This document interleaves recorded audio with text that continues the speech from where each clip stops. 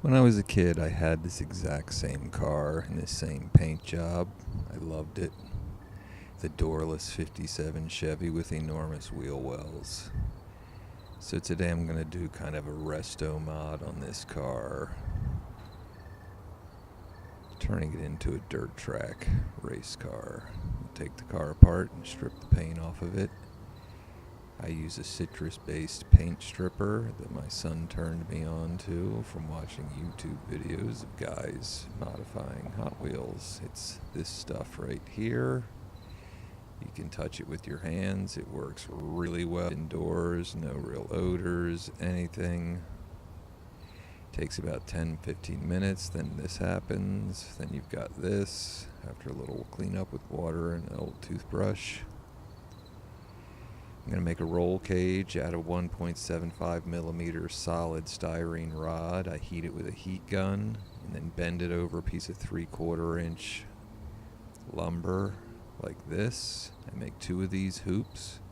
I mark the base of the car at where the door front and back would be, drill a hole, and put the hoops through.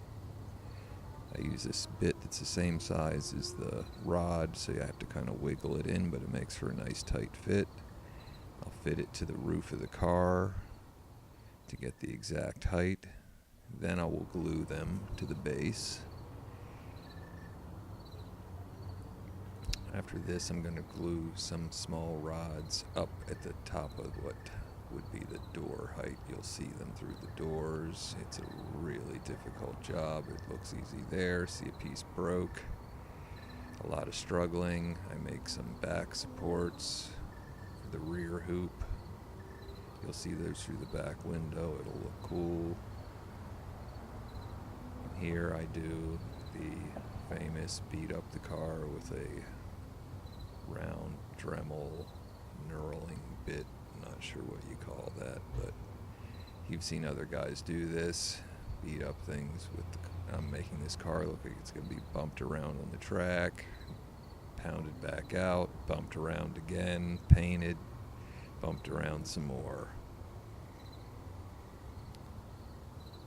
You're seeing this at about 1.5 times speed, so I really didn't go at it this fast. After I do this, I will sand and steel wool the car quite a bit to make any of the rough edges that look like the tooling from the machine go away, so it actually has a smoother, more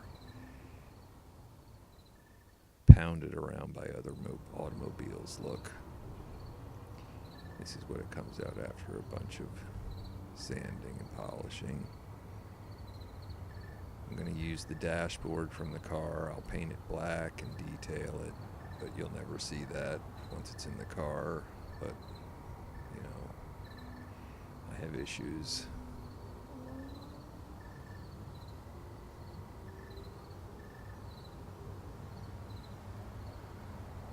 I use these green light all-terrain vehicles. I've used them in other videos. This car actually came before all of those, but in a moment I will tell you when disaster struck and work on this car stopped for a couple weeks. I take the white wheels and I make them gold with some rub and buff, I believe it's called. Pretty cool stuff. Probably could have just painted them gold just as easily, but trying out something new.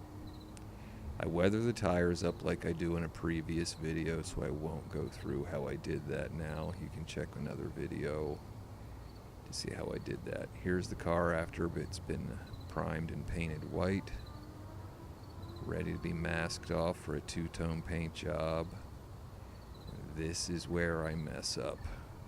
This masking tape is just fine, but it's what I do next is where I went wrong.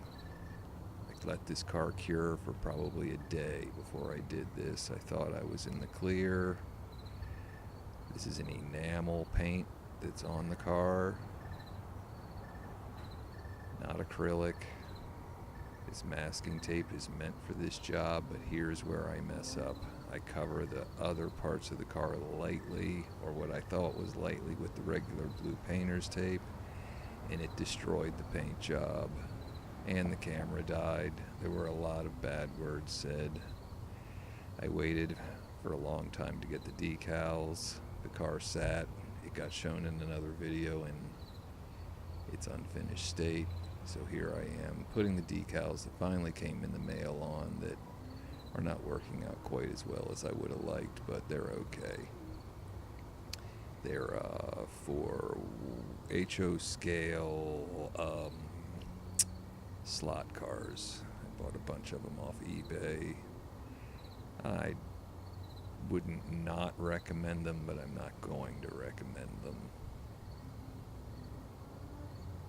The ones that are on the white backing take an extremely long time to come off the card.